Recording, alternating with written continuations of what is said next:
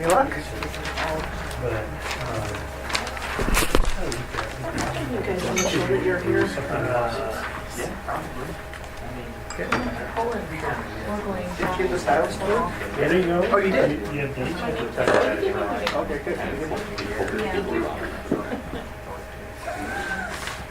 Okay, good.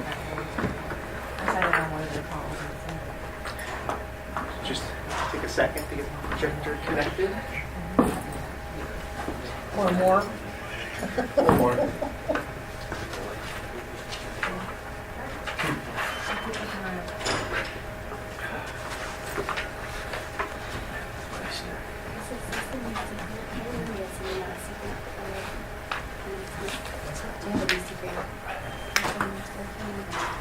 Kat, yeah, Kat is with Secret and the Governor's Natural Resource Office. Okay. Yeah.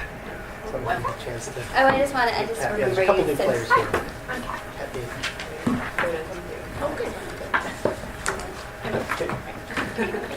Andy Are you Lynn. staying home for the rest of Good this? morning, how are you? Obviously, we're not.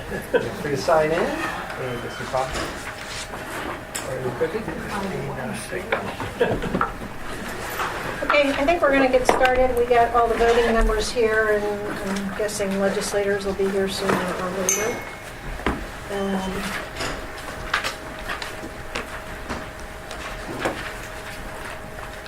And we'll start with a round of introductions. Sabrina, do you want to start?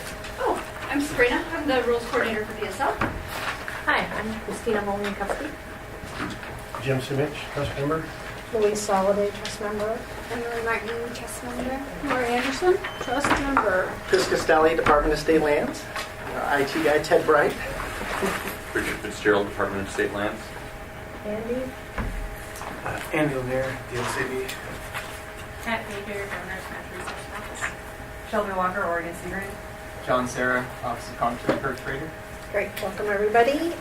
So I just a couple things before we dive into the agenda. I've attended a couple of meetings since our last meeting. Went to the State of the Coast meeting. Laura and Jim were there also. As voting members. Trust members who were there. People were there. Yeah, Shelby was running the show. And I think good experience for all of us that were there. Got some good information from it, so that was helpful. And then a week before last, I went down to Brookings, which is a long way to drive, for a joint Oregon-California meeting to update folks on marine protected area, marine reserve research. And so met a bunch of folks from California and had a good overview from ODFW staff and others on research that's going on in the marine reserves here in Oregon. So it was a good use of my time, even though it took a long time to get there. With that, let's go to the meeting summary notes for the August 3rd meeting. Are there any edits that we need to do?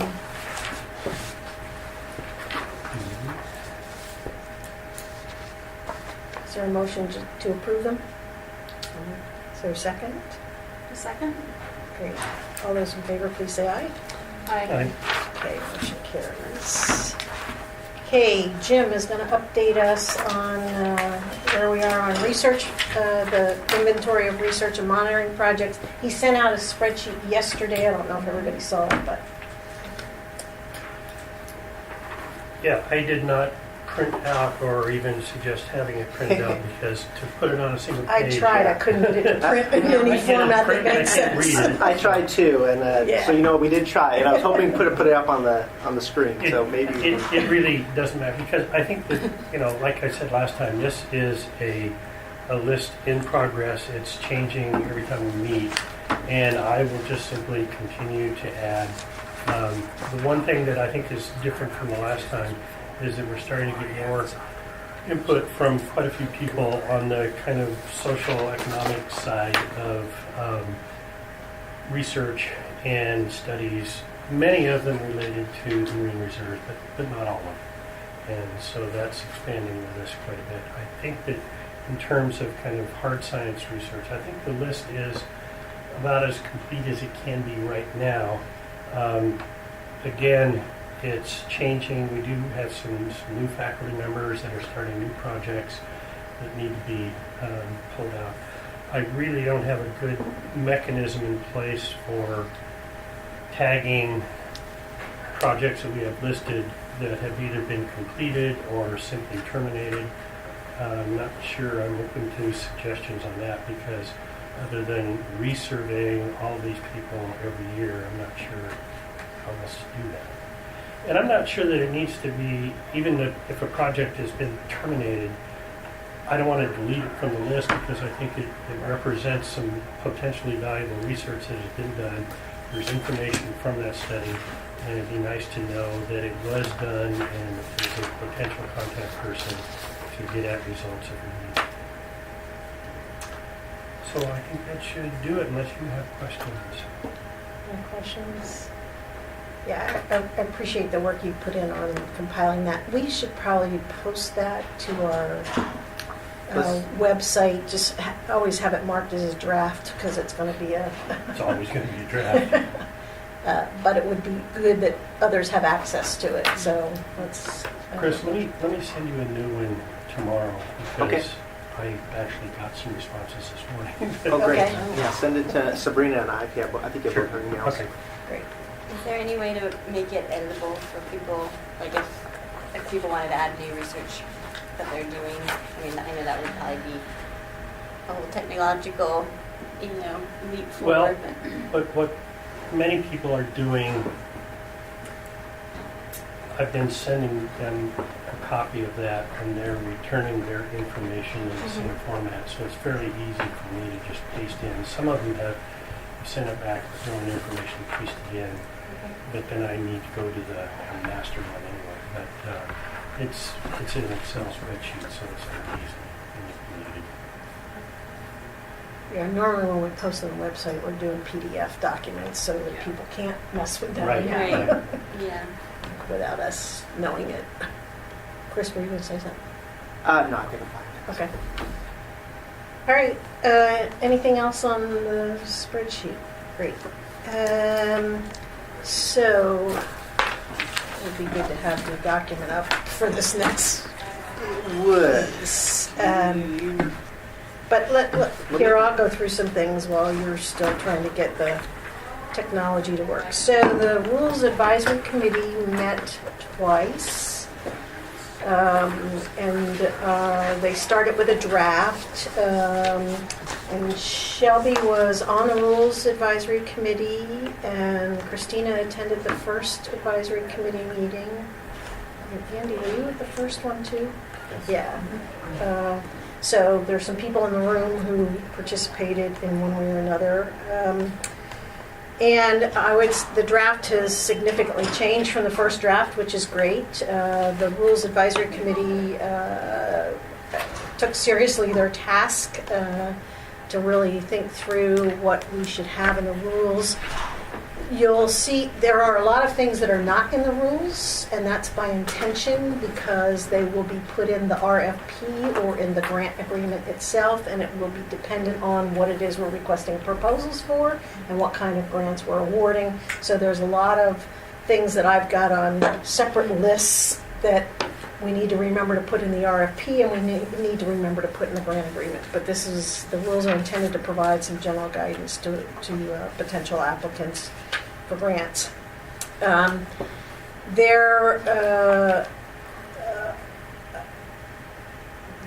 You'll see that we tried to keep things fairly simple.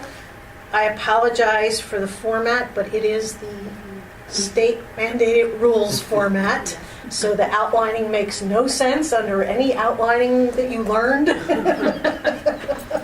But it is the way bills are written, and it is the way laws are written, and it's the way rules are written. So the outlining is what it is. I followed the template that DSL uses for their rulemaking, since our rules are going to sit within the DSL rules. So they start all their rules with a purpose and applicability in the policy section and the definition section, and then get into the substance of the rules.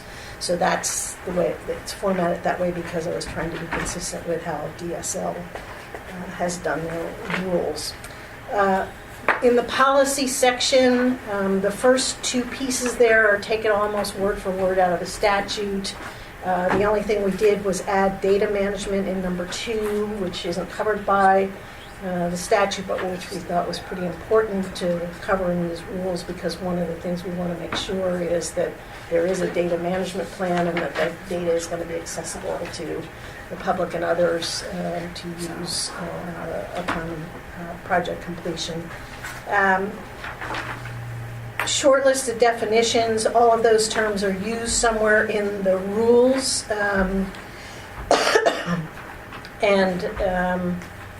We didn't have a lot of fussing over the definitions. And Section 130 gets into the guts of the grant program itself, lays out the different elements of the program itself, lays out some basic guidance and rules for the trust to follow and for applicants to use as they're thinking through proposals and what they might be asked to agree to as part of the grant agreement, what the basic elements of the grant agreement are. In 140, we started with a fairly simple thing about data management and decided we probably should have something more robust. And I want to thank Shelby and Sarah for their input on this as they were struggling with this same issue with their grant program. And so it was really helpful in terms of providing some language to make sure that we do have data that's in a format that's usable and accessible to the public. And then we put in a provision to allow us to narrow the pool of applicants by using an RFQ process. So if we want some work done and nobody's provided a proposal to do that work, and it may have some complexities to it, that we want to make sure that those who are applying are qualified to do that work. So we put in a provision that allows us to use the RFQ process before we start the competitive grant process, and in that case we would only send the request for proposals to those who are on the list of qualified applicants. And then there's a provision, finally a provision to have a periodic review of the grant program in total. We would use STAC to provide that evaluation to us, and we would work with STAC to identify by what criteria we want them to review the overall program. So that's sort of the way the rules are laid out. I think at the end of the day, everybody on the Rules Advisory Committee was comfortable with where we landed, and so that's good. We did leave open the possibility that after public comment period, we might pull the Rules Advisory Committee back if there were some big issues that came up that we needed to struggle with. So, but we'll see. I'm not expecting a whole lot of public comment on this, but we'll see. I'd love to be proven wrong on that, but having done rulemaking in the past, the public, unless it's something really controversial, the public really doesn't pay a whole lot of attention to rulemaking these days. So with that, I open it up for people's thoughts, and if you've gone through them and you have some questions about why things are the way they are, or you want to suggest some changes. What I'm going to ask you to do today after we have this discussion is to initiate the formal rulemaking process, and we'll talk about what the elements of that are and the timeline for doing that once we get to that point in the agenda. So with that, I open it up. I wanted to say thank you, Louise, for leading this effort, but also all the work you put into it up front to have something for the Rules Committee to start with. That was really very helpful. Thanks. I enjoyed listening in on the discussion, and so it really makes this a lot more clear. My only comment was in looking through Bob Bailey's really, thorough review of this, which I very much appreciated.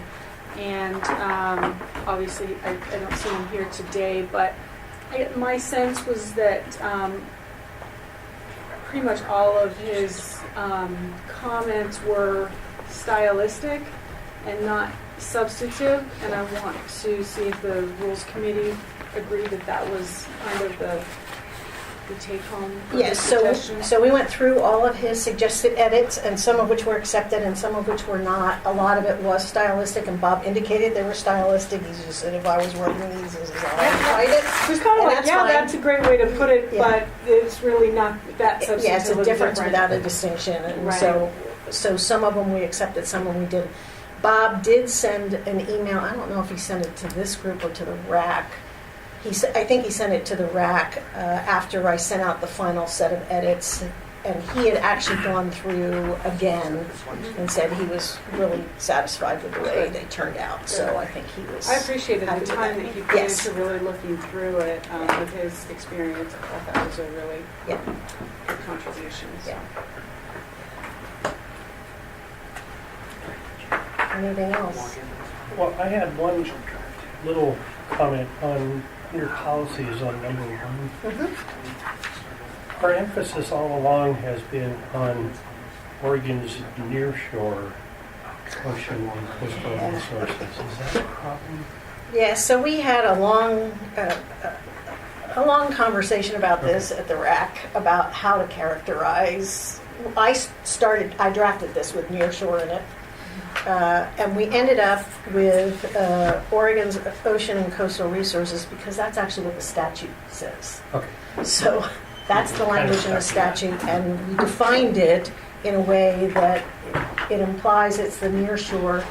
And we also had the discussion about, so there may be some projects that we want to slop over outside of the nearshore because it makes sense to do that, which is why we added the N and the adjacent waters. So that's why we ended up ditching nearshore and. And I had not connected it to the definition. Yeah. Thanks. Yeah, okay, great. Welcome, Representative Gomberg. I apologize for running behind schedule. It's okay. We know legislators have busy schedules. Just for you, Representative Gomberg, we are discussing the draft rules and seeing if there are any changes anybody thinks we need to make before we take these out for public comment. I mean, it seems like you've done a really good job of leaving the door open, right? And that's, I think, the purpose of what you've done. So the detail will be in the RFP Right. description. And this is a general framework. That's correct. And And remember, the rules are always amendable. You have to come back and go through a similar process to amend them. But, so if we decide at some point we need some more detail in here, but the idea was to give us maximum flexibility and to use the RFP as where you're going to put the details of what it is you're going to request and what you're going to require, and then also use the grant agreement to have the specifics in terms of the requirements that have to be met in order to get the money. We did have conversation about, do we require a certain match in the rules? Do we require part of the match to be cash versus in kind? And we just decided to leave all of that to the RFP because it's somewhat dependent on what it is we're asking people to submit proposals for. So at the end of the day, we didn't put that in the rules. it does seem like evaluation, I know, can be lengthy and involved, and it can be very basic to very involved. And I'm a little worried if we put at regular intervals, then we need to start saying when those intervals are. Are you concerned about this clause, or? I'm not, I'm thinking something, every 5 years maybe Oh, is a okay. regular interval to me. I'm Right. not thinking every year. Okay. But periodically you want to do a check-in and see if the grant program is doing what you intended it to do. And I might mention all of this is sort of like an unreality show because we have no money. The governor is going to release her budget, I think, at 10 o'clock this morning, if I remember correctly. So I do not expect funds for us to be in there. But Senator Roblin has put in a legislative concept to appropriate money for us for the next biennium. So there may be a different way to get funding, although the budget has a $1.4 billion hole, and so there are cuts that are happening in this budget. And unless somebody drops a big bag of money on the legislature between now and June, I think it'll be a tough road to get funding for us, but we'll see. Yeah, I haven't given up hope yet. So, Shelby? Can I ask a clarifying question? So under data management, basically you've got data has to be out no later than 2 years, but it could be earlier than that, as indicated in the RFP. Could be earlier? Yeah. Yes. That's the intent there. And it'll sort of depend on the nature of the work that's being done. Anything else? Okay, so let's put those aside for a minute. And is there any public who wants to comment today? Okay, so can we take a look at the draft fiscal impact statement? So those of you who are familiar with state rulemaking will know that this form is really about looking at the costs to businesses of new regulations.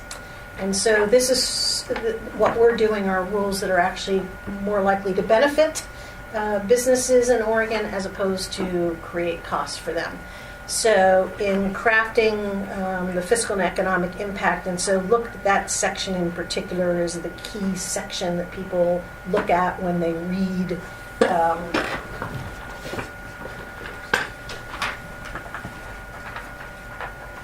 these in the Secretary of State's bulletin, is they're really looking at what are the anticipated costs to my business, and what's the kind of cost that those will be, which is what you get under the statement of cost of compliance. So this is drafted to indicate that because this is a grant program, we think there are likely benefits that will flow to businesses. We've tried to identify who some of those are that may benefit from these rules. And so the statement of cost of compliance then is there aren't any, and so we don't have to respond to the rest of the questions that are there, other than did we have a rules advisory committee, which we did. Louise, can you remind me who the commercial fisherman was who was involved? Scott McMullen, Okay, thanks. so also an OPAC member. And there were 3 OPAC members on, Scott and Shelby and Gina Carter, who were on the Rules Advisory Committee, in addition to folks who had grant making or creating grant program experience. So any comments or input on the fiscal and economic impact statement? It seems very straightforward. Yeah, okay. This is going to be a short meeting. It's looking that way, isn't it? Yes. We'll all go have breakfast. Okay, so what I'd like to do is get a motion to initiate formal rulemaking, and then we'll talk about the elements of that and have some discussion about length of a public comment period, where we should have a public hearing or 2, and what the final adoption process is. But before that, let's initiate the formal rulemaking process. So moved. Okay. And is there a second? Second. Okay. And is there any discussion about that? All right. All those in favor, please say aye. Aye. Opposed? All right. So, here's what I'd suggest we think about. It'll take a little bit, so there's a timeline we follow from this point forward. We have to submit the package to the Secretary of State's office to start the formal process. And it has to be published in the state bulletin, which is the notification to everybody about rulemaking that's going on by all the agencies or other activities that involve public comment.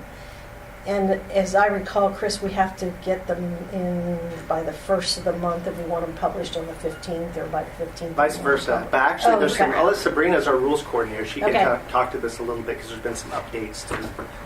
Yeah, we have to get everything. I have to get everything submitted to them by the midnight on the 15th. Okay. So, and we have a little bit of an internal process that we have to go through that takes a day or two for formatting and review and all that kind of stuff. But as long as we get them in by the 15th, they'll be published on the 1st of the next month. Okay. And when they're published on the 1st of the next month, you have to give a 2-week lead period before your first public meeting. Right. So by the first of the month, then we would have to do an official notification that's sent out to the Associated Press, and that we also publish. And we send out to I have a pool of about 700 people in a rulemaking distribution list that they've requested to be in. So we'd have to notify them as well. But you need to give at least that 2-week notice. Okay, and there used to be a 49-day notice to the legislature as well, so Correct. that all goes out at the same time. Correct. So that, okay. Correct. All right. The So legislators are all part of my pool of yeah, okay. concerns. So I would suggest that we shoot for the February 1st bulletin. Okay. So we would submit by January 15th. Yep. We would notify everybody when the bulletin's been printed or in that time frame. And that we look at a public comment period that would run from the middle of February to the middle of April.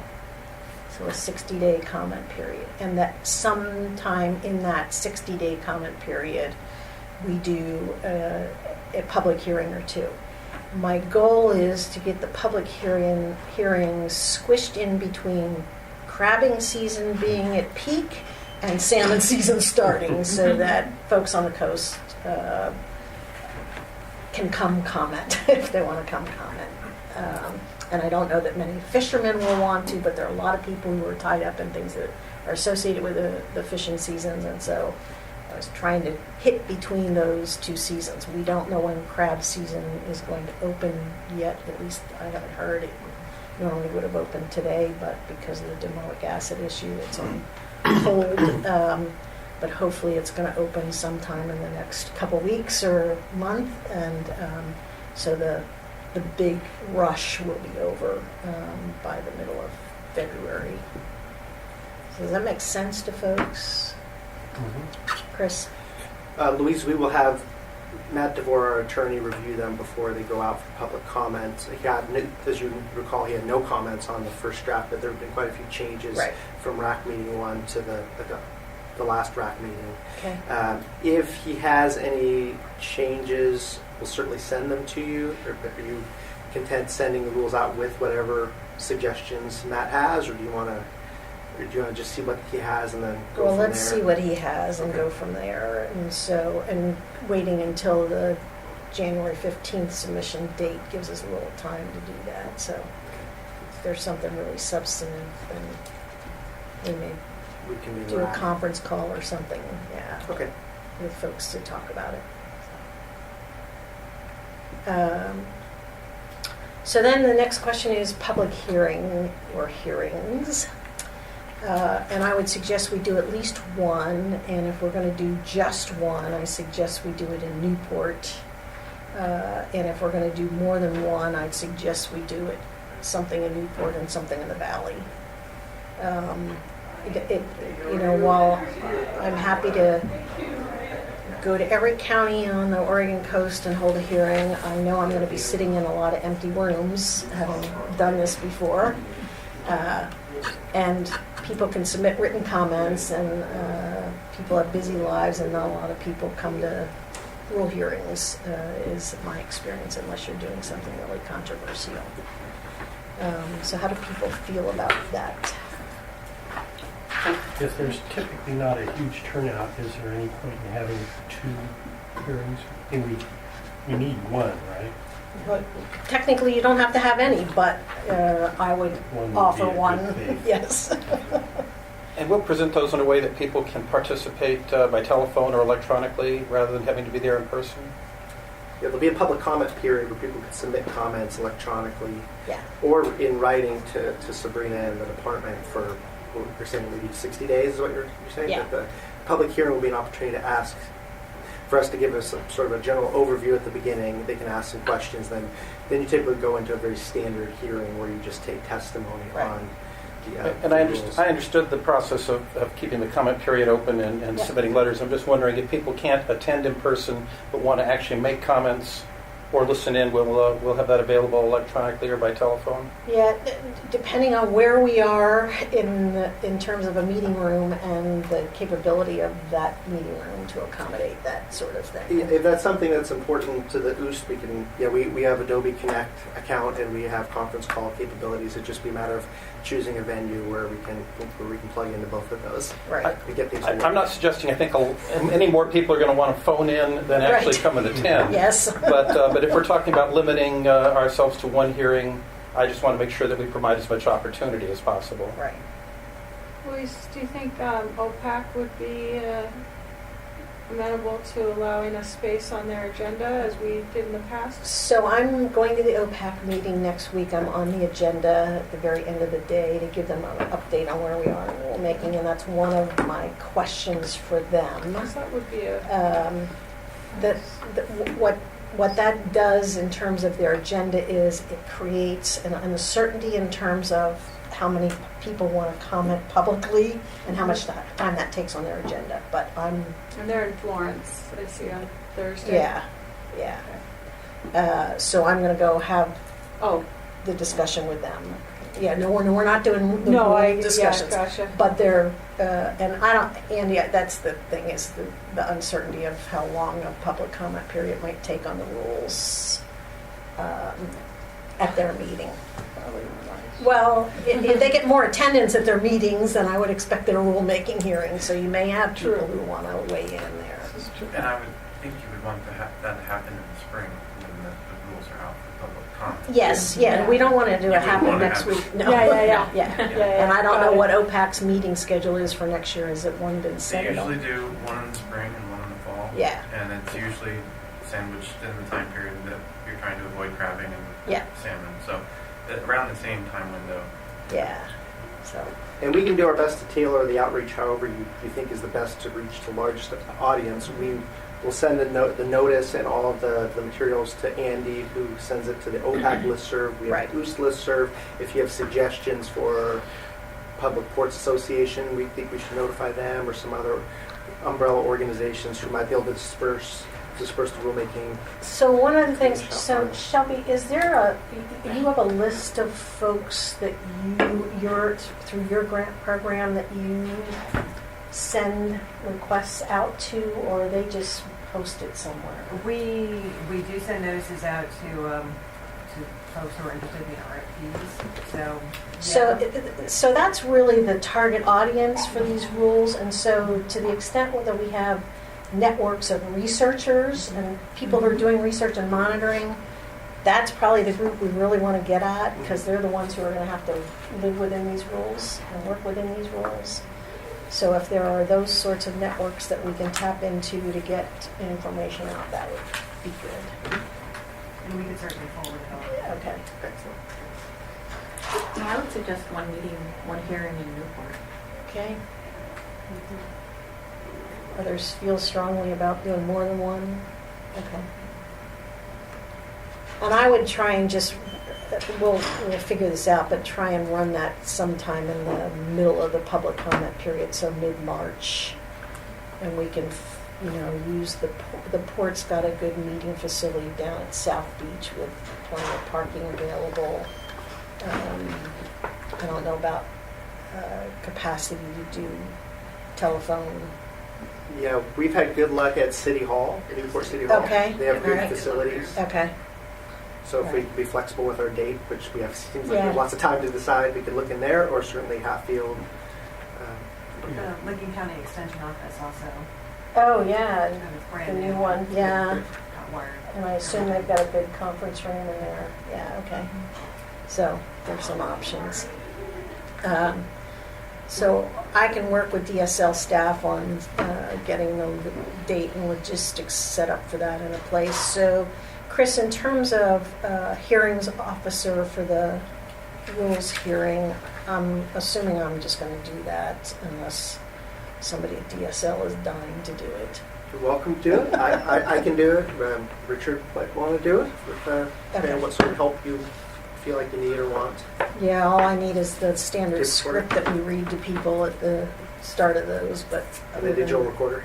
yeah, yeah. I'm just trying to minimize staff time that we Appreciate that. spend on this. Okay, so it sounds like one hearing, public comment period from February 15th to April 15th. And that it give us plenty of time to think about a June meeting to do final adoption of the rules and be ready to go July 1 when somebody gives us money. Sabrina, does that all sound like it'll work? And that gives us plenty of time to meet all the timelines for notifying everybody. Okay. All right. Okay, Sabrina, anything else we need to think about in terms of requirements for the... Nope, we have all the templates and everything internally that are all ready to go that we Okay. need for the public comment period and everything. And we have an email box that we use for all the emails to get routed through so that we can Great. keep them for public record and stuff Yeah, like that. good. So we already have everything pretty set up internally. Okay. And it should be pretty seamless. Good. We do a lot of rulemaking. Yes, I know. I'm familiar with that. What is the usual time period from the time after the hearing to the time that it's all adopted and published? So from the time we'll approve, this group will have to approve them. And I anticipate that's probably June we'll do that. And then they get submitted and published pretty quickly after that. Same So- timeline, if you meet prior to, and we have time to submit everything prior to June 15th, Could then be it can be effective published July in 1st. effective July 1. I got it. Okay. Yeah. Yeah. Okay. Everybody good with that? All right. So before we go to the next meeting date and those couple things. So OPAC is meeting a week from today. They have a pretty extensive agenda. They're in Florence. I am the last thing before adjournment on the agenda that afternoon, so I'll be going down probably for all of the afternoon session because there are some presentations I want to hear. And then the other thing is Chris sent out the Boehm request. So Boehm is getting ready to identify studies that need to be done. Boehm is Bureau of Ocean Energy Management. So they're the group that oversees the development of wind and solar and other energy, oil and gas in the Outer Continental Shelf. So outside of Oregon's territorial sea. So they annually put out a request for recommendations for studies that they should be doing in that area. And so there was I think a December 31st deadline for submitting those. I don't know, is OPAC likely to do anything here? No, it was a courtesy notice. Yeah, okay.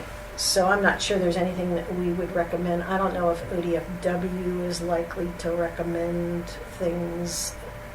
Usually it's the researchers themselves who have projects Okay. that are of interest. Okay. You know, like seafloor habitat mapping has been one of the often funded endeavors where they will do mapping and then samples like ground truthing. So a lot Chris of work. Goldfinger's shop puts that request proposal in? Well, they certainly Okay.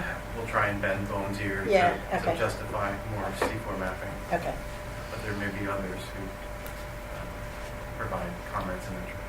And does Boehm ever spend money inside of the territorial sea? Do we know? They do.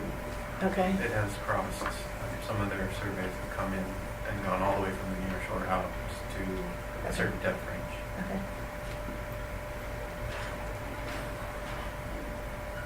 They often fund species-specific surveys where they will do transects that come all the way into the near shore and then go all the way out to the edge of the shelf and back.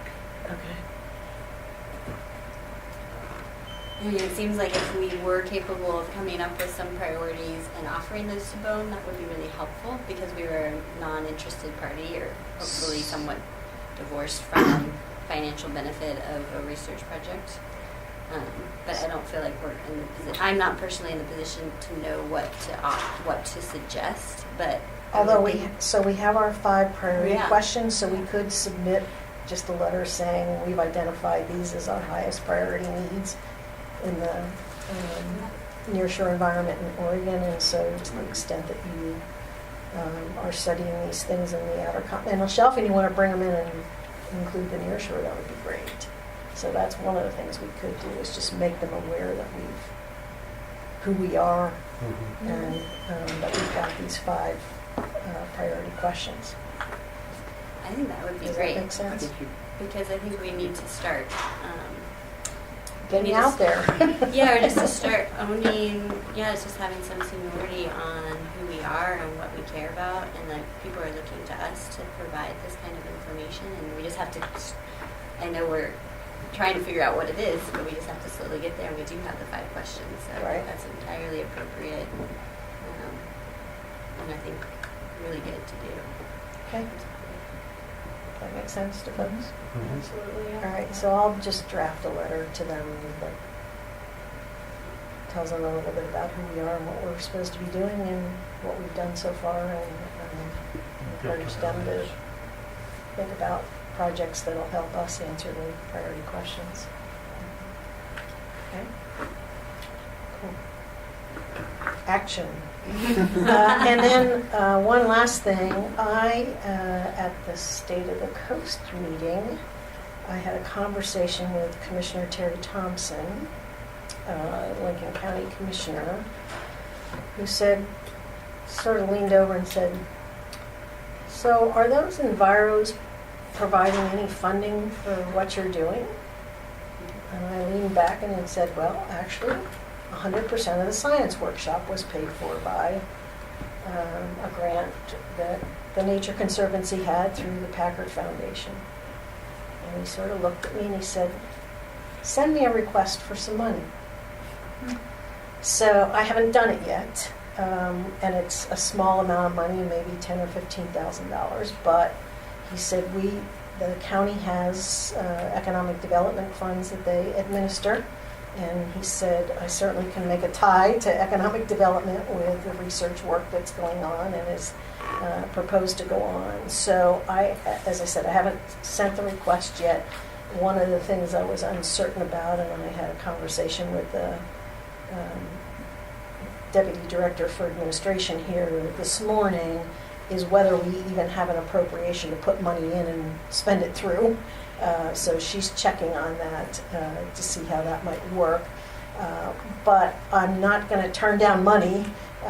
So I will, once we figure out how we might receive the funds and spend them, send the request and see what happens. But it was just an interesting conversation that led to an offer of some potential funds. So we'll see. Because he said 5,000 to me, so if we've got 10 or 15, go for it. Yeah, well, he said 10 or 15 to me, and I told him that the Nature Conservancy had put in $15,000 to pay for the cost of the science workshop, and had covered costs that they probably the state should have picked up but didn't, and so I think we'll see. It may end up being 5, but I'll take 5. Shall we? If there are difficulties in getting money from the county for the Oregon Ocean Science Trust, Seagrant might be able to work with you, maybe Okay. get that on behalf of the trust or Okay. something like that. Okay. We've worked with the county. Yeah. just like a lot. Yeah. Okay, great. And, sorry, I missed what the money would be for. What did, I think for whatever we want to okay. use it for. I think for Lincoln County's, you got to make the tie to the economic development piece, so, which I don't think is hard to do. So we'd have to talk about that and figure that out. One of the pieces I'd like to come back and do is to actually design the monitoring program in more detail for the territorial C.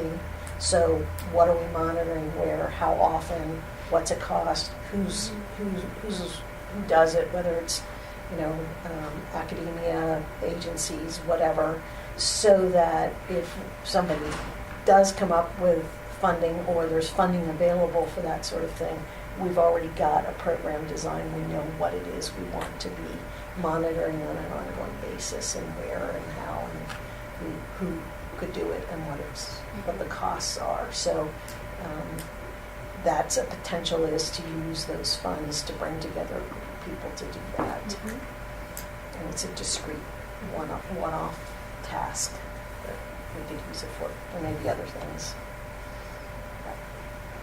So would we need to define what we would do with the money before we ask for the money? Well, it didn't sound like it, so. Okay, that's kind of what I'm I think Terry sees the marine science industry Yes. as a real growth opportunity for Yes. the county. Yeah. So I think a very general ask Yes. would be Okay. Yeah. probably best.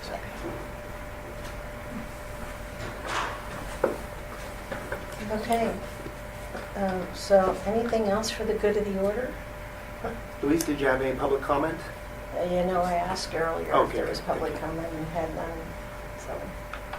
Just wondering what the process timing will be for the first RFP. Obviously, we'd have to get some money, but should we be thinking about that before June, and between now and June, so that we would be ready to release an RFP, or how are you thinking about that? So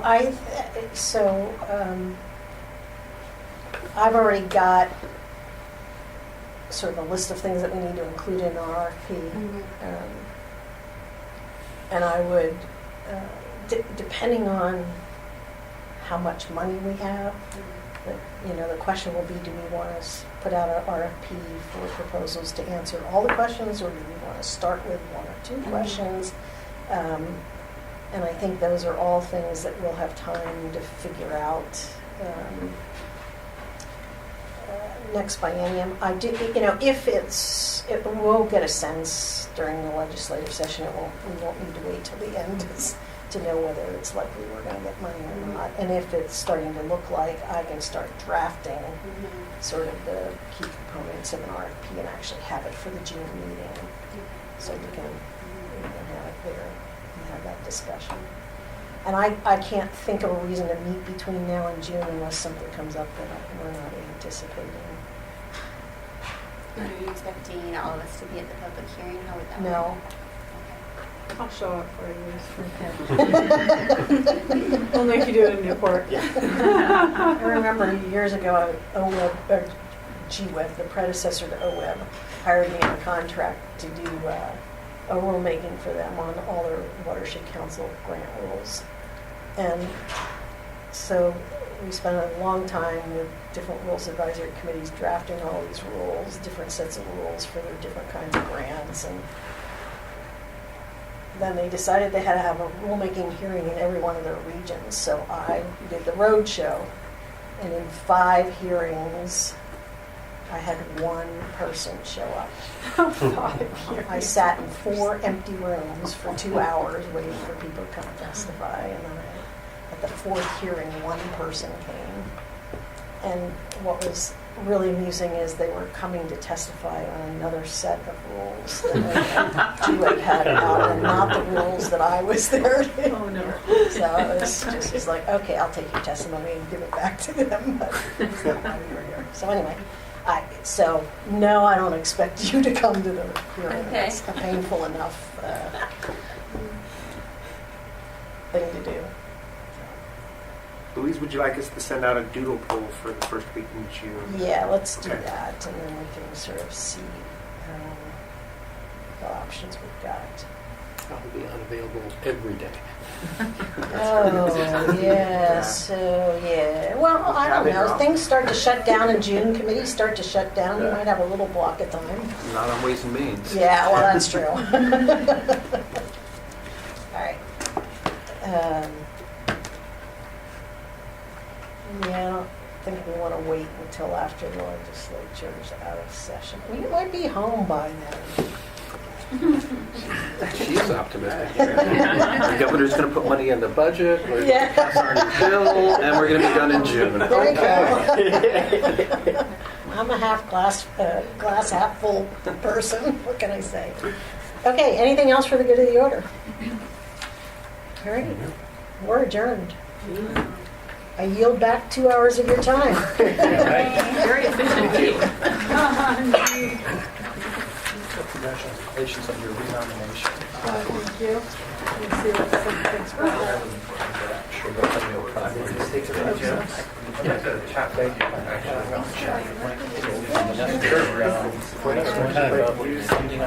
Other than depressed about Right. it. I was like, it's that thing out.